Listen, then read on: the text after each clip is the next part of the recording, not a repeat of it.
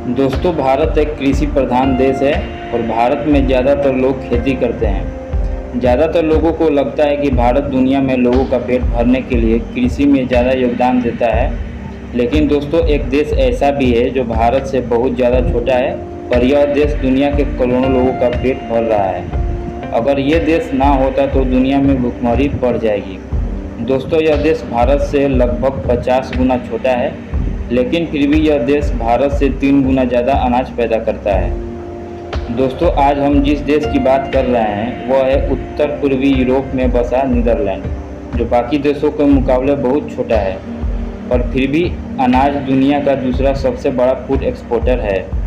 चलिए दोस्तों, आज आपको बताते हैं कि आखिर कैसे इतना छोटा देश दुनिया के करोड़ों लोगों का पेट भर रहा है।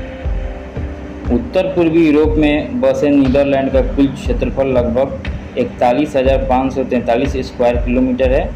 यहाँ की पॉपुलेशन लगभग 1.74 करोड़ है। यहाँ 1300 से ज़्यादा लोग पर स्क्वायर किलोमीटर के दूरी पर रहते हैं।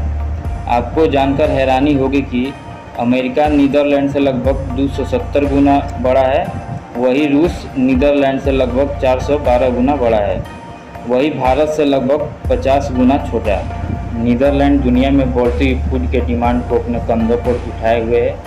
दोस्तों, जानकर आपको ताज्जुब होगा, पर साल 2024 के अंत तक पूरी दुनिया की पॉपुलेशन लगभग 800 करोड़ हो जाएगी।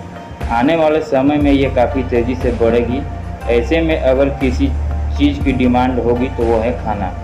जैसे जैसे जनसंख्या बढ़ती जाएगी वैसे वैसे फूड की डिमांड भी बढ़ती जाएगी।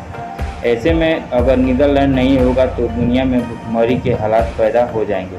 साल 1980 से साल 2022 तक फूड कंजप्शन लगभग 2 गुना बढ़ गया है और आगे आने वाले सालों में और ज़्यादा बढ़ेगा।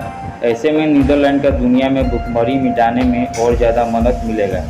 वर्ल्ड वार फर्स्ट के टाइम जब पूरी दुनिया में आलू का अकाल पड़ गया था, तब भी नीदरलैंड में आलू की कोई कमी नहीं हुई और सेकेंड वर्ल्ड वार के टाइम यहाँ पर भुखमरी के हालात पैदा हो गए थे और हज़ारों लोग भुखमरी के शिकार हो गए थे। यहाँ तक कि सरकार ने फैसला किया कि इस बार जैसे हालात कभी पैदा ना हो, इसीलिए यहाँ की सरकार ने यहाँ के फूड प्रोडक्शन टेक्नोलॉजी को ज़्यादा से ज़्यादा डेवलप करने का फैसला किया।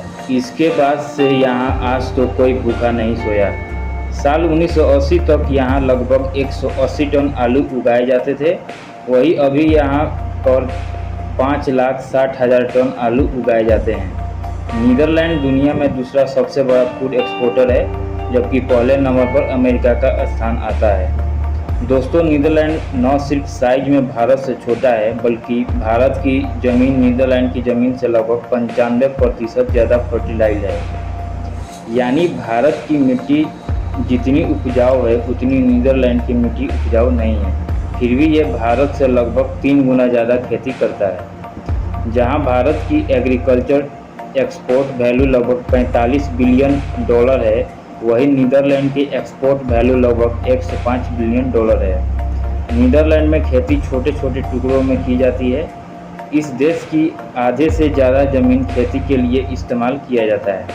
नीदरलैंड की ज़मीन भी कम है और यहाँ की मिट्टी का उपजाऊ शक्ति भी बहुत कम है, फिर भी नीदरलैंड आज दुनिया का दूसरा सबसे बड़ा फूड एक्सपोर्टर देश है।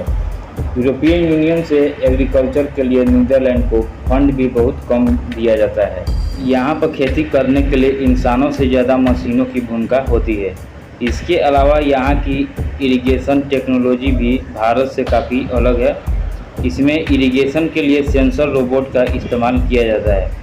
जब भी फसलों को पानी की ज़रूरत होती है तो खेत में लगे सेंसर रोबोट खुद ही फसलों को पानी दे देते हैं। इसके अलावा नीदरलैंड में फसलों को एलईडी लाइट के मदद से भी उगाया जाता है और यह काफ़ी सस्ता भी पड़ता है। नीदरलैंड एलईडी लाइट से खेती करने की वजह से हर साल लगभग 90,000 यूरो की बचत करता है, जिसकी वैल्यू इंडियन करेंसी में लगभग 70 लाख रुपया है। यहाँ ग्रीन हाउस एग्रीकल्चर भी बहुत फेमस है।